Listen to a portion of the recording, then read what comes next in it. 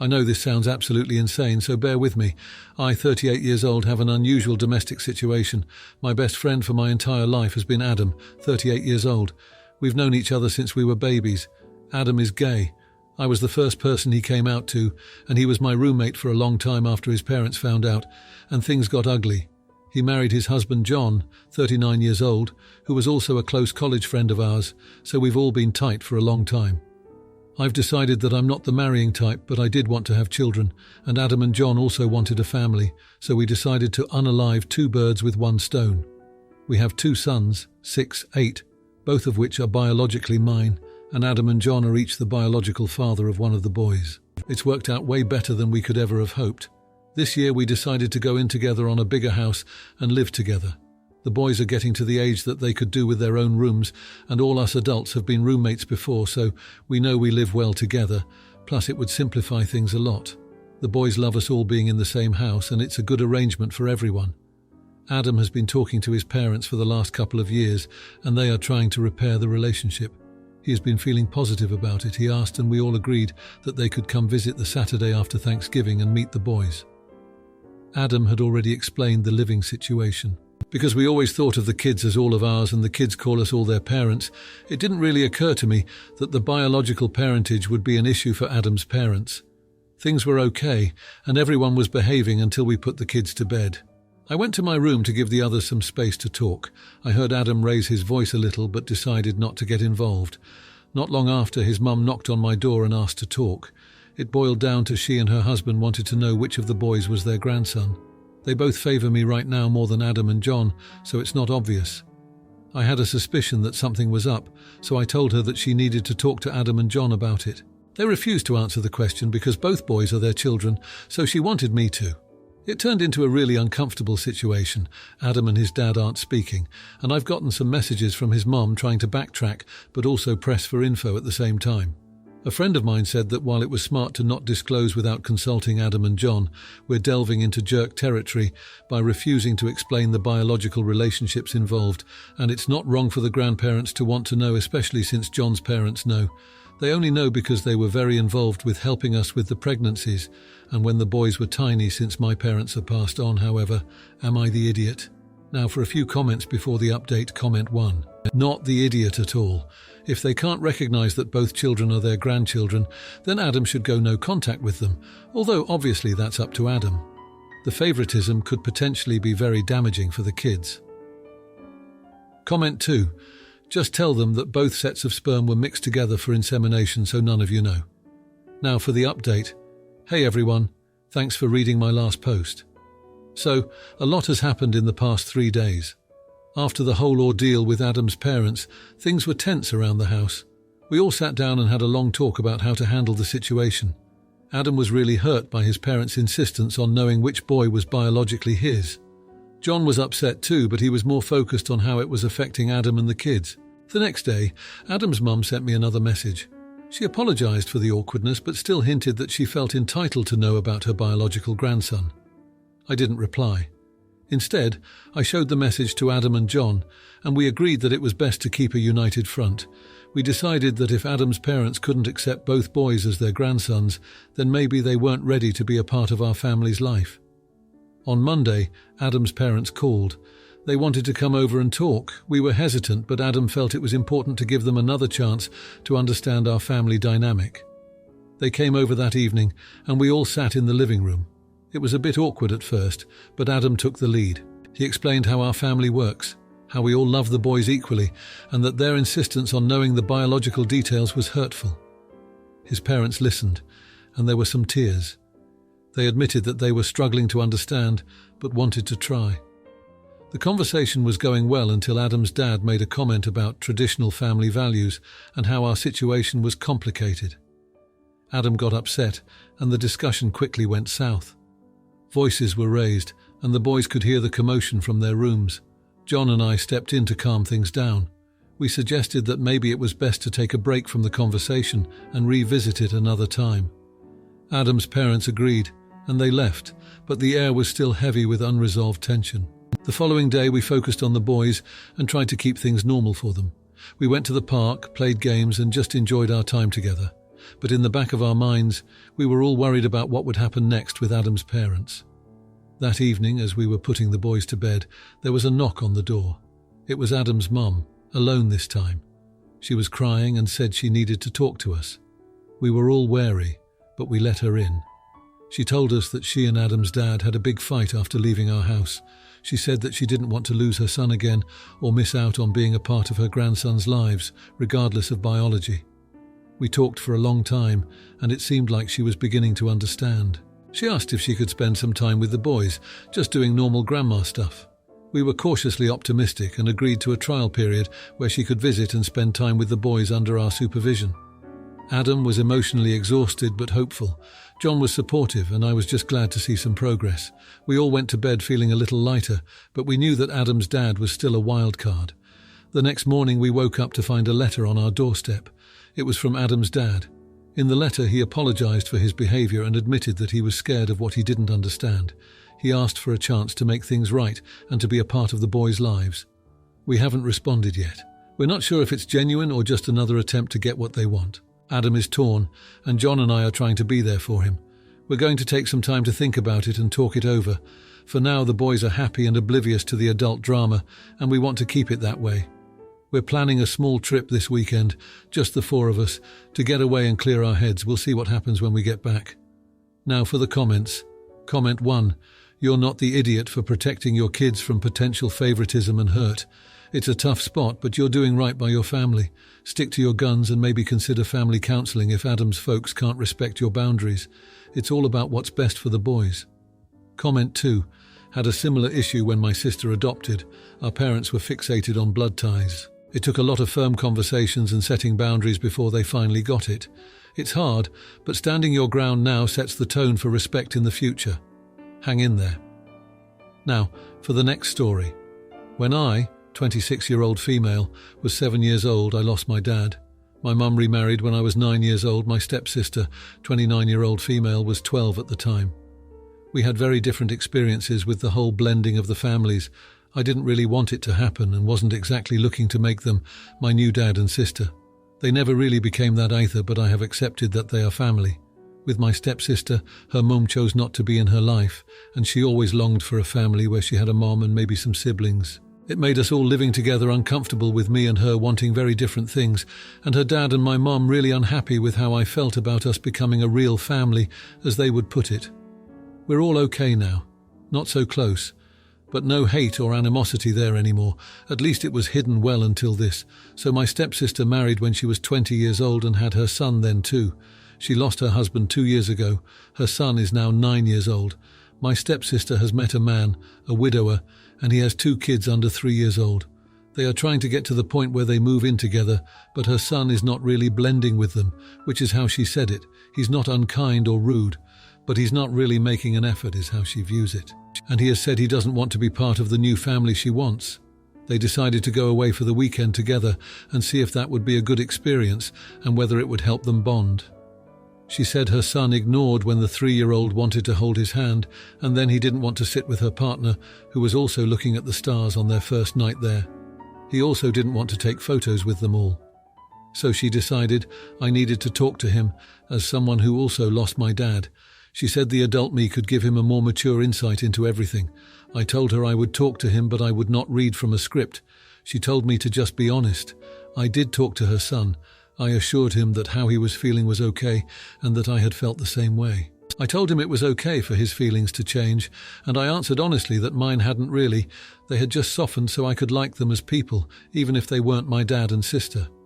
He liked hearing that, and he said he really did believe that would be how he'd feel, and I assured him it was okay. He was honest with how he just didn't feel the way his mum wanted to, and I related to him with that. My stepsister did not like that, and a couple of days later she was calling to curse me out and saying I didn't help her like I had said I would. She told me her son was more sure now that he didn't want to try and be a family with them, and she told me I was so selfish to ruin her life the way I had ruined my mum's. I told her my concern was with her son and how he was doing. She told me to go frick myself. Am I the idiot? Now for a few comments before the update. Comment 1. Not the idiot. I think your second to last sentence emphasizes the point. You seem to be the only one thinking of the child's feelings here. mostly because you lived through that experience and have empathy for it. Nothing about that can be considered jerk behavior. Comment 2. Not the idiot. Honestly, I don't really think your stepsister is an AH either, and I really feel for everything she has gone through. But in this situation, it sounds like you are the one giving her son what he really needs to hear. Now for the update. Hey everyone, thanks for all the comments and support on my last post. It's been a wild few months since then and a lot has happened. I figured it was time to give you all an update on the situation with my stepsister and her son. After that big blowout with my stepsister, things cooled down for a bit. She didn't apologize, but she also stopped blaming me for her son's feelings.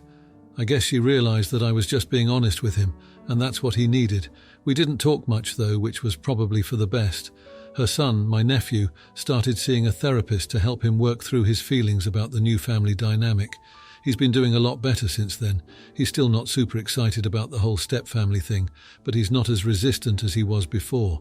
He's been spending more time with his mum's partner and the kids, and they've been finding some common ground.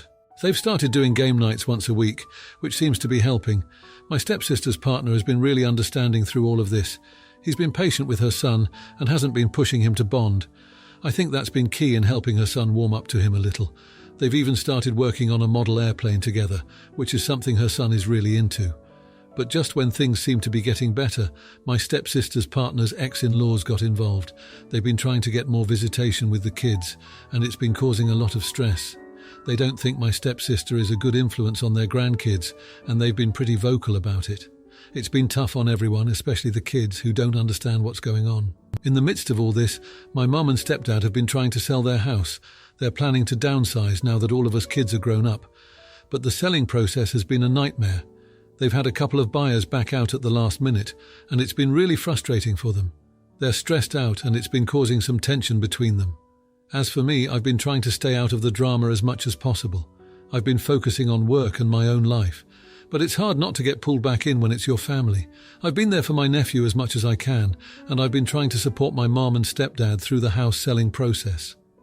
Just last week, something strange happened. I got a message from someone claiming to be my biological dad's relative. They said they had some of his belongings that they wanted to give me. I haven't responded yet because I'm not sure if it's legit or some kind of scam. It's been on my mind a lot though. I'm curious about what they might have, but I'm also wary of getting involved with someone I don't know. So that's where things stand right now. It's been a bit of a roller coaster, but we're all hanging in there. There are still a lot of unresolved issues, and I'm not sure how everything is going to turn out, but I'm hopeful that we'll find a way to get through it all. Thanks again for all the support. It really means a lot. Now, for the comments. Comment 1. You're not the idiot for being honest with your nephew. Blending families is tough and kids need to feel heard. Maybe suggest family counselling. It could help everyone adjust, including your stepsister's partner's kids. It's a safe space to express feelings and work through this complex dynamic together. Comment 2. Hey, you did what you could to support your nephew, and that's what counts. You're definitely not the idiot. It's tough when family drama piles up, but remember to take care of yourself too. As for the message from the supposed relative, maybe do some digging before responding. Stay strong. Now for the next story, a little backstory. I've been dating my boyfriend for about a year. He does live at home with both of his parents. We are both in our early 30s, and it is a bit uncomfortable with dating since he lives at home. But financially, he's saving a lot of money, and with today's market, it makes sense. However, the past few months I've been coming over 2 to 3 times a week to his parents' house around dinner time and to sleep over. Every night, my boyfriend's mother makes dinner for everybody. She can get kind of cranky and irritable, so we all just try to give her her own space in the kitchen. But whenever she asks for my help, I always give her whatever assistance she may need. I also do whatever tasks she wants around the house, including sweeping, cleaning the floors, cleaning up the kitchen and the dishes after dinner, buying things outside of the home that she may need asks for, picking up her vegetable fruit coop at the local farm when she's out of town.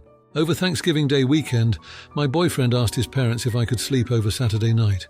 His parents stated they didn't want me to sleep over that night, so I did get kind of sad, but I went home and he slept over at my place that night. But after I left that night and before my BF came to my place, they got in a heated fight about it all.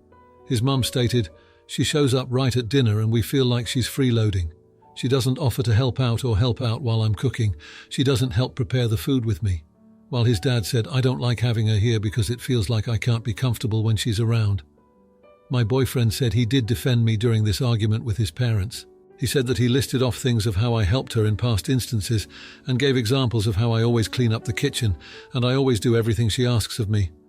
But what hurt my feelings is that my BF wants me to give a little bit more and help out more just so she shuts up about it. But I find that insulting because I've done nothing wrong. Am I the idiot for feeling insulted that I need to change? I feel like they are the ones who need to change and apologize. I'm just looking for some unbiased opinions about this whole situation. Thank you. Edith. This has been tough to read, but thank you everyone for the constructive feedback. Time to take a good hard look in the mirror. I need to stop spending time at his parents' house as I've outworn my welcome. Depression can be hard to navigate, so I've been spending time at his parents' home because it feels homey. I need to stay at my own home, and if my BF wants to spend time together, we can hang out here. Also, I just want to note, every time I go to his parents' house, I always make sure that we get the mother's approval. My boyfriend and I text and coordinate with his mum that it's okay that I come over and spend the night and have dinner with them. I never show up unannounced. Now, for a few comments before the update. Comment 1, everyone sucks here. If it was a problem, they should have spoken up sooner, but just because they are helping out their son doesn't mean they are comfortable with you in their home 2 to 3 days a week. Do your dating outside their home for the most part until your boyfriend moves. I don't see why you're so surprised they don't like someone showing up for dinner regularly or staying the night. Comment 2. Don't go to your mother-in-law's house anymore. It's not your boyfriend's house, it's his parents'. On the other hand, doesn't your boyfriend help with cooking and cleaning? What does he do while you sweep and wash the dishes? Keep in mind that if you marry, you will also marry the family. Look carefully if you want to be there. Now for the update, thanks to everyone who took the time to share their thoughts on my last post. It's been a month since I shared my story, and a lot has happened since then. I took the advice to heart and made some changes that I think have really improved the situation. First off, I had a long talk with my boyfriend about everything. I told him how I felt about his parents' comments and how it made me uncomfortable that he asked me to do more to appease them. He was really understanding and apologized for not standing up for me more. He agreed that we needed to find a better balance and make sure we were both comfortable with the situation. We decided that we would start spending more time at my place. It was a bit of an adjustment at first, but it's actually been really nice. We've been able to have more privacy, and it's given us the opportunity to work on our relationship without the added stress of his parents. Plus, it's been great for me to have him in my own space where I can feel more in control, but we also didn't want to cut his parents out completely. So we came up with a plan to have dinner with them once a week. This way, we could still maintain a relationship with them, but it wouldn't be overwhelming. I also made sure to arrive a bit earlier to help with dinner preparations. It was a small gesture, but it seemed to make a big difference. His mother was a bit surprised at first, but she warmed up to the idea. I think she appreciated the help and it gave us a chance to bond a bit more. We even started cooking together sometimes, which turned out to be a lot of fun. It was a good opportunity for me to show that I wasn't just there to eat and run, but that I genuinely wanted to contribute. His father also seemed more relaxed with this new arrangement. With me coming over less frequently, he felt more comfortable in his own home. And when I did come over, I made an effort to engage him in conversation and show interest in his hobbies. It was a bit awkward at first, but over time it got easier and we found some common ground. As for my boyfriend, he's been really supportive through all of this. He's been coming over to my place more often, and we've been finding new activities to do together. It's been great for our relationship to have this time to ourselves. We've been able to talk more openly and honestly about our feelings and our future. In the end, I think this whole situation has been a learning experience for all of us. I've learned that sometimes it's important to compromise and make an effort, even when you feel like you haven't done anything wrong. My boyfriend has learned to stand up for our relationship and make sure that we're both being treated fairly, and his parents have learned to be more accepting and to communicate their feelings more clearly. Overall, I'm really happy with how things have turned out. It's not perfect, but it's a lot better than it was. I feel like we've all grown from this experience and our relationships are stronger because of it. So, thank you again to everyone who offered advice. It really made a difference and I'm grateful for the support. Now, for the comments. Comment 1. Hey there, it sounds like you've been really considerate in helping out at your boyfriend's place. It's tough when you feel like you're walking on eggshells, especially with family. Your feelings are valid, and it's great that you've communicated with your boyfriend. Setting boundaries and finding a balance is key. Comment 2. I've been in a similar boat with my partner's folks. It's like no matter how much you do, it's never quite enough, right? We also decided to limit visits, and it made a world of difference. Sometimes space is the best way to keep the peace and respect everyone's comfort zones. If you liked this video, you'll probably like these too. Also, while you're here, please consider subscribing. It's your support that keeps this channel alive and allows me to make better and longer videos. Have a great day.